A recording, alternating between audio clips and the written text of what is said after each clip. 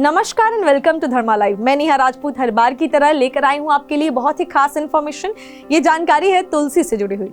जी हाँ, पुरानी कुछ वीडियोस में तुलसी का पौधा कब घर में लेकर आते हैं, किस दिन लेकर आते हैं, कब शुभ होता है, ये सब तो बता दिया था। अब आपको आज इस वीडियो में बताऊंगी कि सूखे हुए तुलसी के पौधे का आपको क्या करना चाहिए, कैसे आप घर से बाहर निकालना चाहिए। और बात जब तुलसी की आती है तो कुछ लोग ये भी सवाल पूछते हैं कि रामा तुलसी शुभ है या श्यामा तुलसी शुभ है, क्योंकि तुलसी में दो प्रकार होते हैं। ये दोनों कौन से प्रकार हैं और शुभ कौन सा है, ये भी सवाल का जवाब दूंगी। साथ ही ये भी बता दूंगी आपको कि तुलसी की पूजा कैसे करते हैं। तो चलिए सबसे पहले आपको ये बताते हैं कि रामा तुलसी शुभ होती है या श्यामा तुलसी शुभ होती है और दोनों अलग कैसे कैसे हैं। तो जिस तुलसी की पत्तियां हरी होती हैं उन्हें रामा तुलसी कहा जाता है, और जिसकी पत्तियां गहरे रंग की होती हैं उन्हें श्यामा तुलसी कहा जाता है।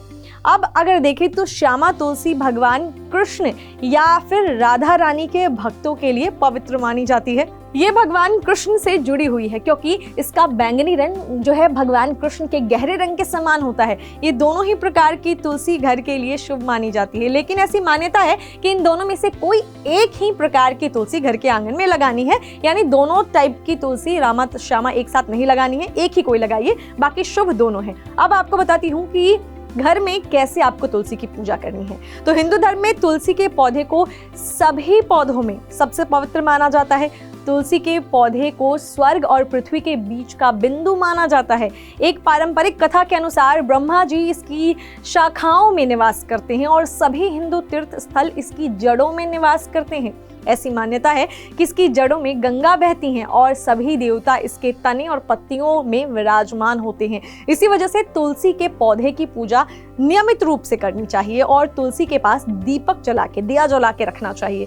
ऐसी मान्यता है कि जो व्यक्ति, जो इंसान नियमित रूप से तुलसी को जल देता है उसे मोक्ष की प्राप्ति होती है। तो तुलसी की पूजा के लिए क्या क्या खास है ये बता दिया। अब आपके सवाल का जवाब, और सबसे इंपॉर्टेंट कि तुलसी के सूखे हुए पौधे का क्या करना चाहिए। तो ऐसी मान्यता है कि तुलसी के पौधे में यदि कोई सूखी हुई मंजर लगी हुई है तो इन्हें तुरंत हटा देना चाहिए, क्योंकि ये बहुत ही जल्द तुलसी के पौधे को खराब कर सकती है।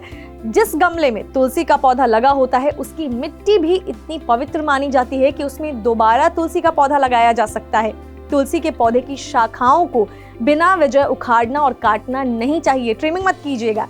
यदि ये पौधा सूख जाए तो सूखे पौधे को उचित धार्मिक संस्कारों के साथ किसी भी नदी में आप प्रवाहित कर दीजिए।